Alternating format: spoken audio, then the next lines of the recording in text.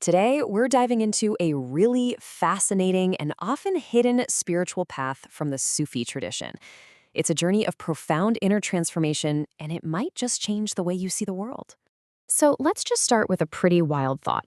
What if the spiritual balance of our world isn't held up by famous gurus or public figures, but by a handful of completely hidden individuals?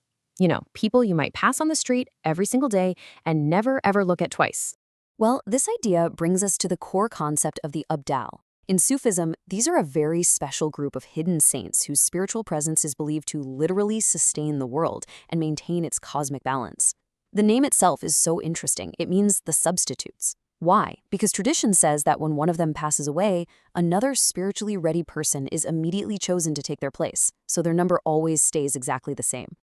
So you have to wonder, how in the world does someone reach a state like that? Well, Sufi teachings lay out a kind of map for the soul. It's a path made up of 10 distinct spiritual stations, or maqamat. And this isn't just some abstract theory. It's a practical, step-by-step guide for deep inner work. Okay, so here are the first 6 stops on our map. It all starts with Toba, true repentance, and Wara, which is this extreme caution in everything you do. From there, you move to Zod, or detachment from worldly stuff. And once that's in place, it allows for the growth of sabr, real spiritual patience, shukr, a deep sense of gratitude, and finally tawakkul, which is complete trust in the divine plan. Think of these first 6 as the bedrock, the absolute foundation for the entire spiritual structure. And from that foundation, the path gets even deeper, moving into these more advanced states of the heart. It kicks off with ikhlas, or pure sincerity in every single action. That sincerity then just blossoms into mahaba, a profound divine love. And that love, in turn, opens the door to marifa, a deep spiritual knowledge. The whole journey culminates in this final, mind-blowing station, fana baka, the total dissolution of the ego itself. All right, let's really dig into those first few foundational steps. You can't build anything lasting on shaky ground, right? So this part of the path is all about cleansing the inner world to build a really solid base for everything that's coming next. The entire journey begins right here, at Station 1. We begin with tauba, or repentance. But hold on, this isn't about saying sorry once and then moving on. Not at all. It's a constant, active process of turning back towards the divine. It's like a daily, intentional cleansing of the heart. And this isn't just a vague idea. It comes with some very specific practices. It includes repeating a formula for forgiveness, known as istighfar, literally hundreds of times a day. But just as important is the practice of nightly self-reflection, and it all centers on one incredibly powerful question. Did my actions today bring me closer to the divine? Okay, let's move on to the second station and see how the path builds right on top of this foundation. This brings us to wara, or extreme caution. This is a state of really heightened mindfulness, where a person becomes careful not just about the obvious wrongdoings, but about anything that's even slightly doubtful. It's all about cultivating this deep, unwavering integrity in every part of your life. The practice of wara offers this incredibly practical tool. It can be boiled down to a simple yet profound 3-question filter for everything we say. Is it true? Is it necessary? Is it kind? Seriously, just imagine the impact if we all paused for half a second to ask this before speaking. From here, we arrive at station number 3, and this one is crucial, but it's also really, really easy to misunderstand. And that is zud, or detachment.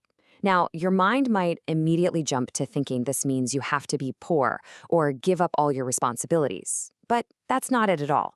The critical point is about freeing your heart from being owned by worldly things. And this, right here, just illustrates the difference so perfectly. With slud, the world is in your hands. It's a tool you can use, but it's not in your heart. You can have wealth, but it doesn't own you. You can experience a loss, but it doesn't send you into despair. Your inner peace is finally untangled from your external circumstances.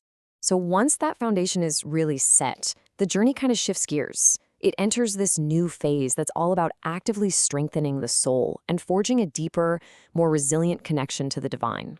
These next 3 stations, they work together in this beautiful harmony to build incredible inner fortitude. First is sabr, or patience, which isn't just passively waiting around. It's an active emotional stability right in the middle of a hardship. This is followed by shukr, gratitude, which becomes this lens you see the world through. You start seeing blessings everywhere.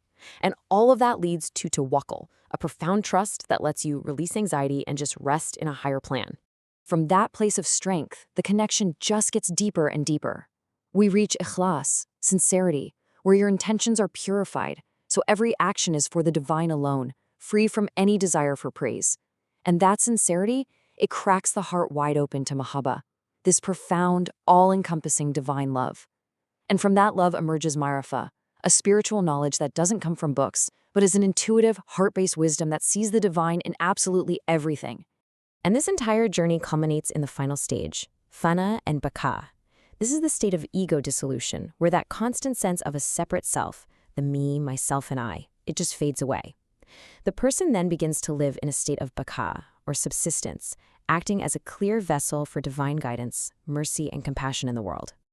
So, after all of this intense inner work, what does a person who has actually walked this path look like?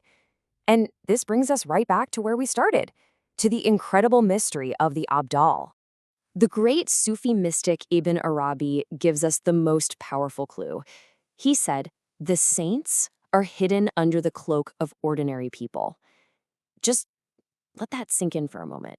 Hidden under the cloak of ordinary people. And this is the great revelation of the path. The true goal isn't to perform miracles or get a bunch of followers. It's about achieving inner purification, deep humility, and a quiet sincerity. And that is exactly why the Abdāl, the spiritual pillars holding up the world, don't stand out. They look just like us. So what's the tangible takeaway from all this? Well, the path, as profound as it is, can be integrated into a really simple daily rhythm. Starting the morning with presence and a pure intention, guarding your words and helping someone quietly during the day, and then ending the evening with reflection and gratitude. It's a journey that's accessible to anyone, and you can start right now. And that brings us to our final question, just something for you to reflect on. Looking at this entire map of the soul, from repentance all the way to divine love, which single step feels most relevant or most necessary for you in your own life right at this moment?